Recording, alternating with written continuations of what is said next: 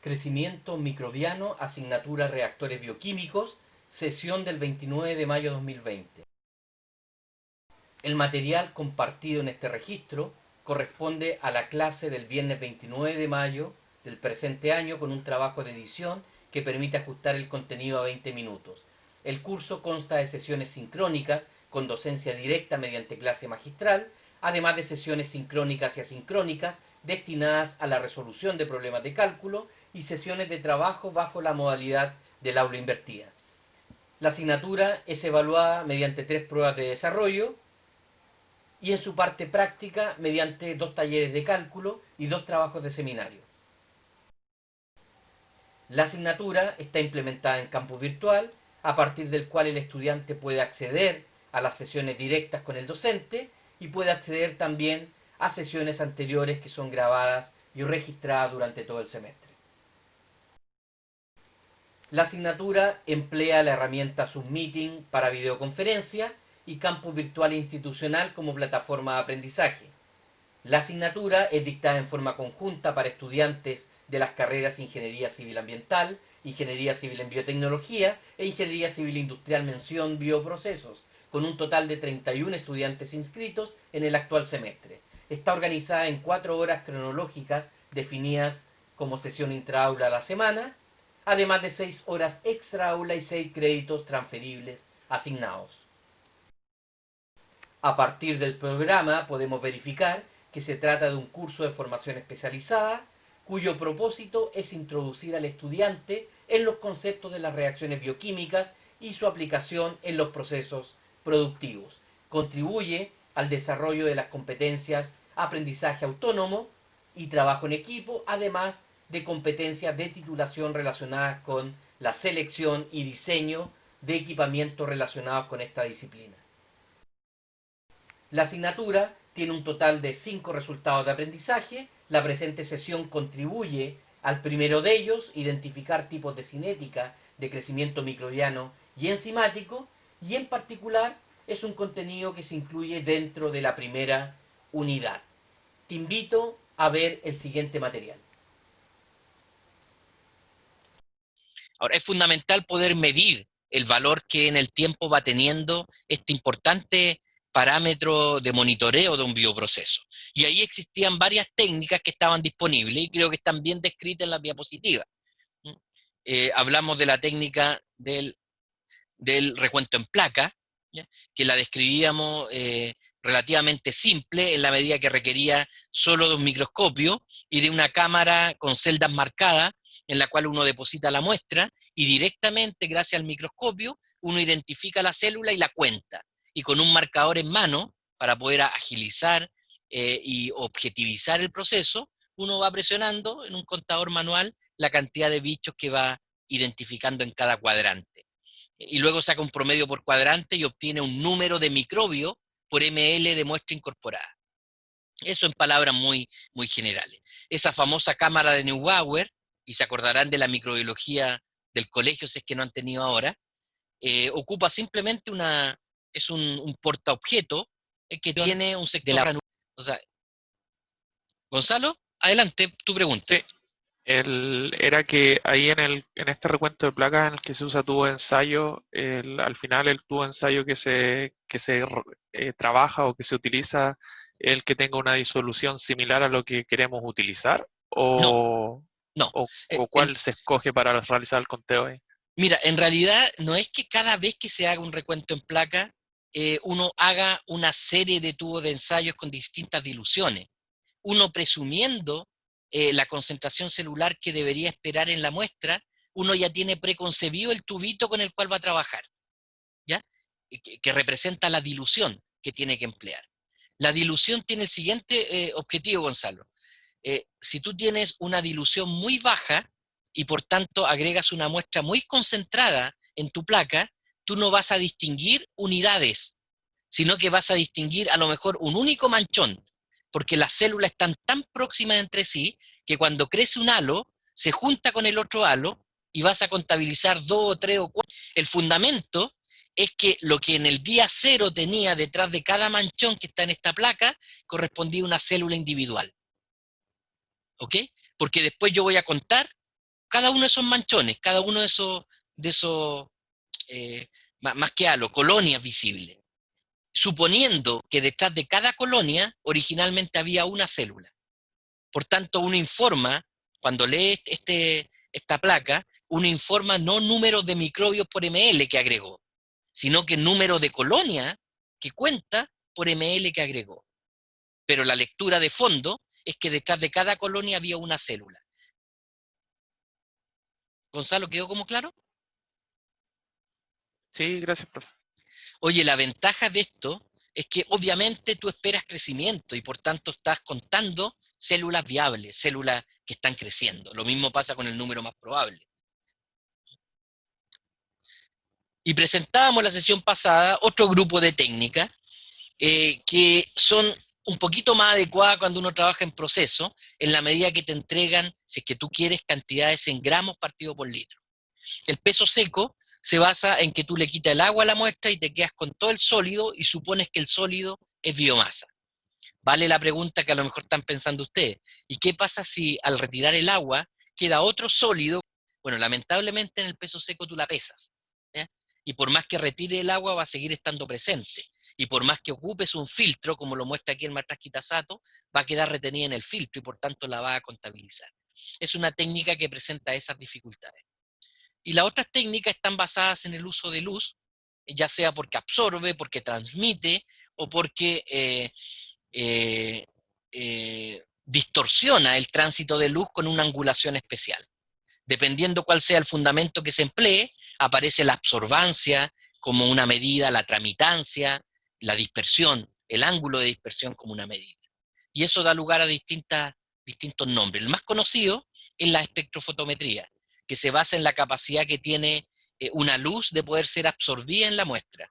Y uno trabaja con una longitud de onda pertinente a la capacidad que tiene esos sólidos que están suspendidos, que están solubles, de poder absorber la radiación. María Francisca, María una Francisca. consulta.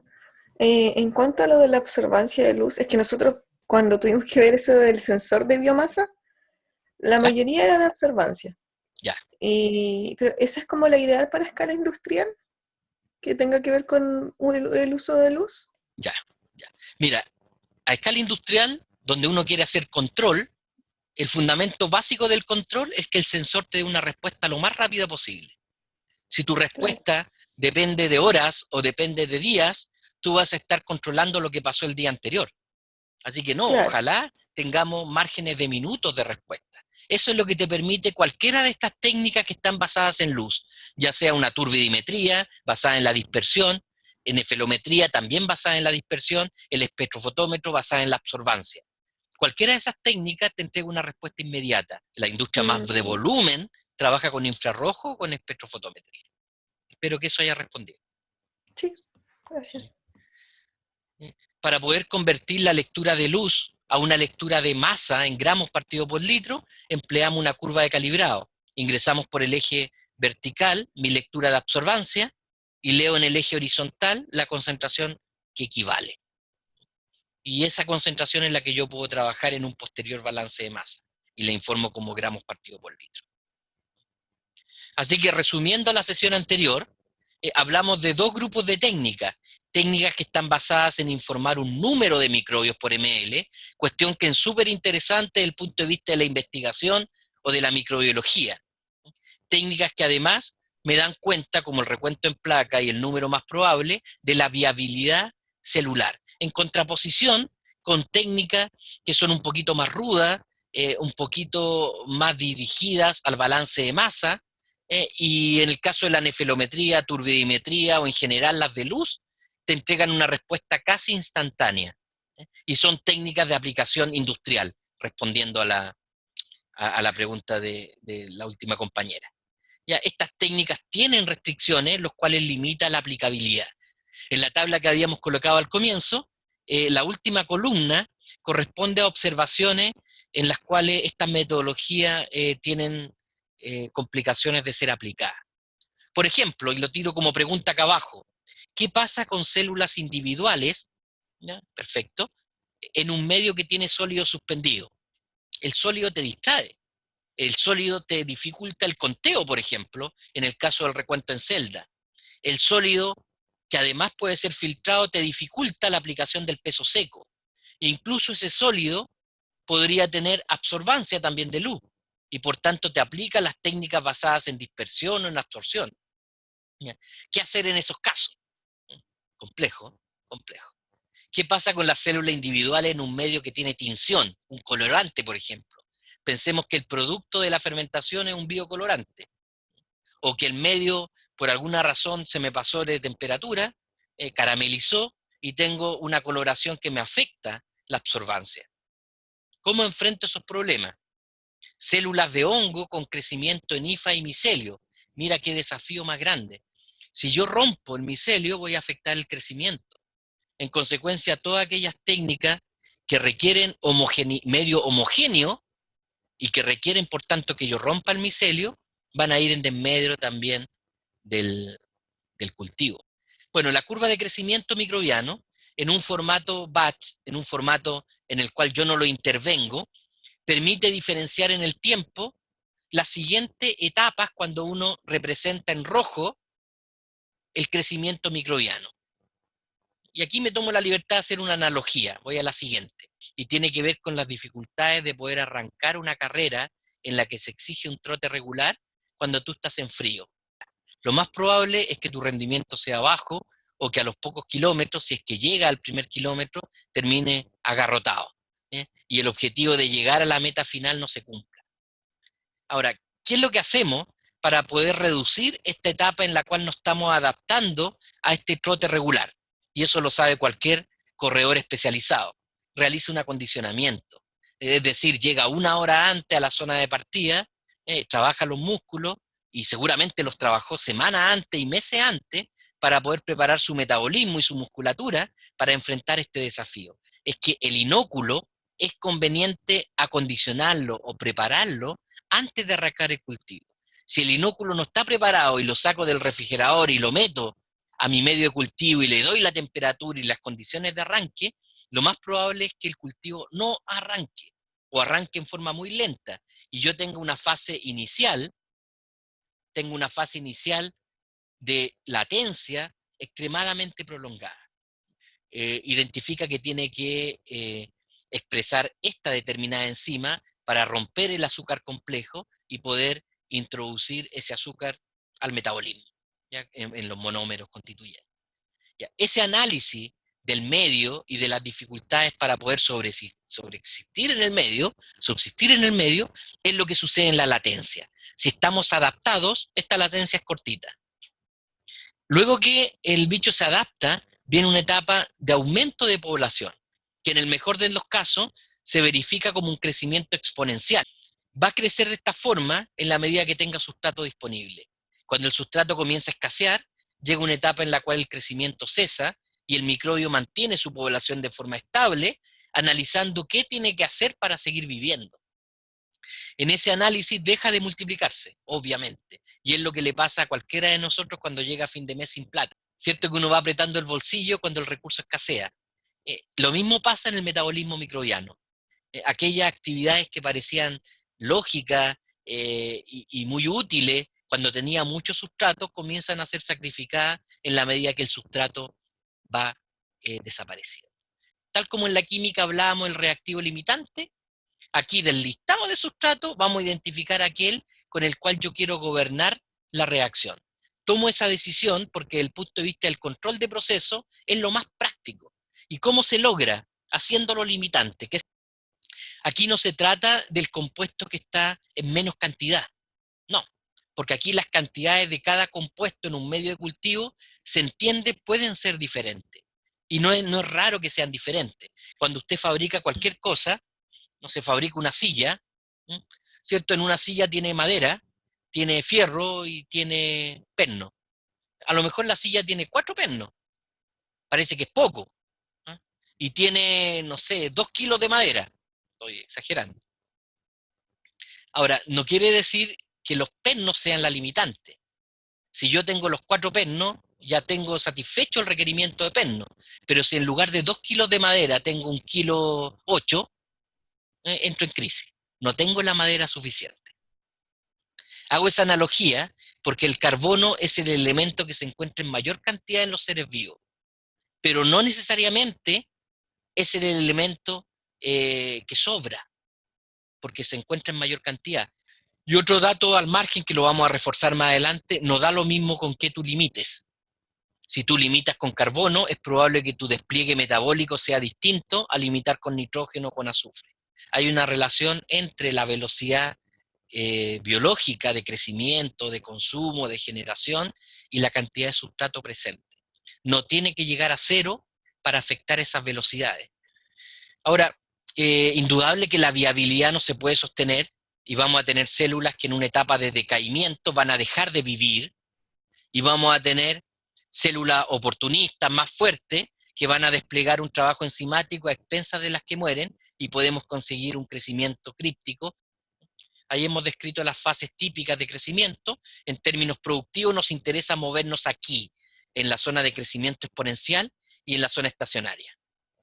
Bueno, aquí tengo una representación real de datos de laboratorio de la levadura Cluiberomyces marcianus, que muestra un gran potencial para crecer sobre suero de leche, debido a la producción de una enzima que se llama beta-galactosidasa y que permite romper los azúcares complejos de la leche y así meterlo en metabolismo.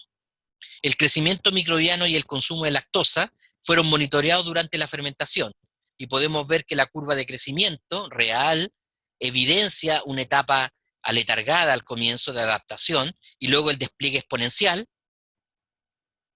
y finalmente llegamos a la fase estacionaria. El resto claramente no importa en la otra fase, en términos productivos. Y tenemos en contrasentido la lactosa, que se comienza a consumir lenta, fuertemente, y luego llega a un valor que no es necesariamente cero. En cada fase podemos hacer cálculos bien interesantes, tomar datos de aquí y de acá, y calculamos velocidades puntuales, velocidades por tramo, velocidades totales, consumos parciales, consumos totales, rendimientos parciales, productividades. A partir de esta curva podemos hacer un montón de cálculos que los vamos a ver en la siguiente sesión. Ahora, ¿de qué depende el crecimiento microbiano? Bueno, en principio, fíjense que acá yo representé una célula simple que en crecimiento binario, después de 30 minutos me entrega 2 células. Y estas 2 células, después de 30 minutos, me entregan 4 células. Entonces aquí yo puedo visualizar cómo la población incrementa en el tiempo.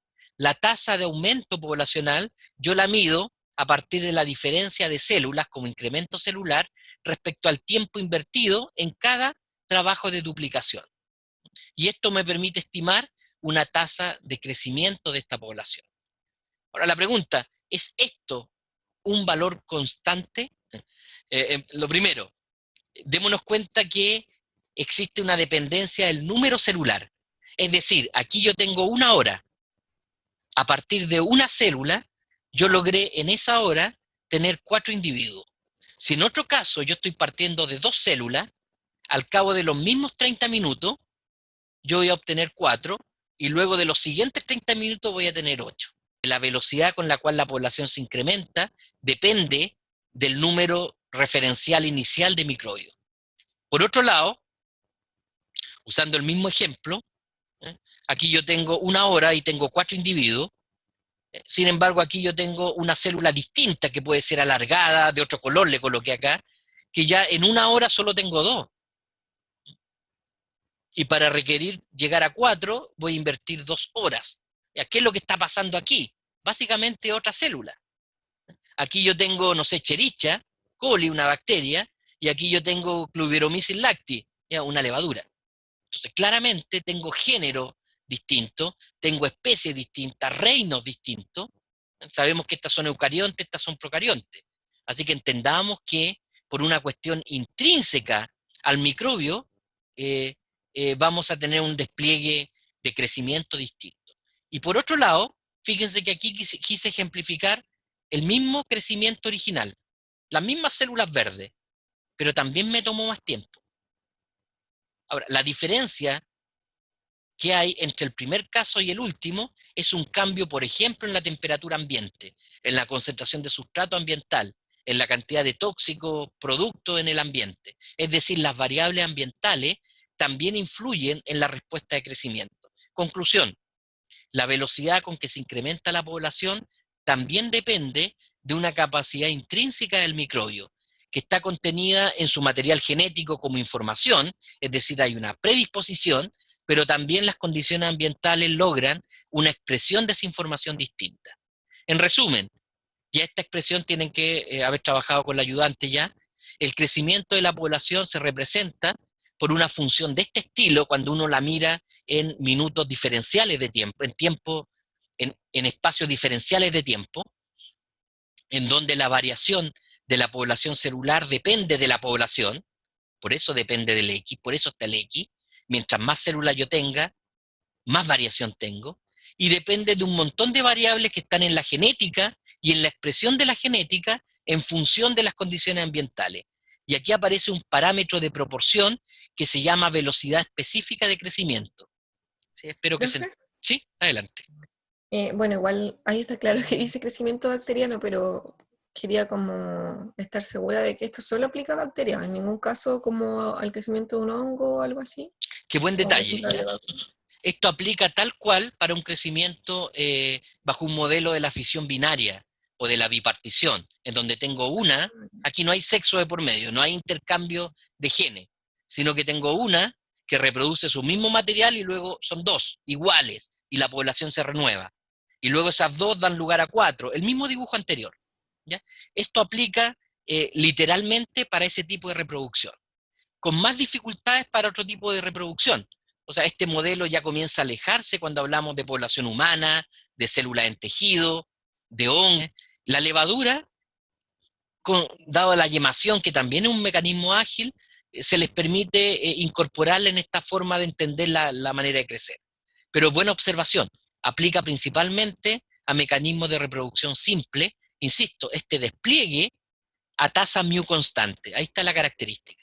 Yo esta ecuación diferencial la puedo resolver de forma muy fácil cuando asumo que mu es constante. Recordemos que mu es la expresión del metabolismo. Si asumimos que el mu es constante, entonces esta ecuación se resuelve fácilmente a una correlación de crecimiento exponencial. Es decir, la población celular a partir del valor de inicio que te da el inóculo se incrementa de manera exponencial. Eso, las unidades de la velocidad de crecimiento derivan de la misma expresión, aquí se pueden entender.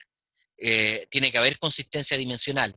El X lo medimos en gramos partido por litro, el tiempo en hora, a la -1 como es denominador, el X en gramos partido por litro, por tanto, la unidad de la tasa específica de crecimiento o velocidad específica es dimensiones de tiempo a la -1, unidades características hora a la -1. En el caso de microbios que crezcan lento, como un anaerobio, como una microalga, a veces se expresan en día a la -1. La pregunta es ¿por qué? ¿Por qué la expresión no permite modelar todo lo que vemos que sucede en esta curva de crecimiento? Y traten de encontrar la explicación a esa pregunta en esta información que tiene que ver con la ecuación logística. La ecuación logística es una forma también de modelar el crecimiento, pero que considera algo muy especial que el modelo anterior no lo hace. Así que ahí le dejo esa tarea para poder retomar en la siguiente sesión.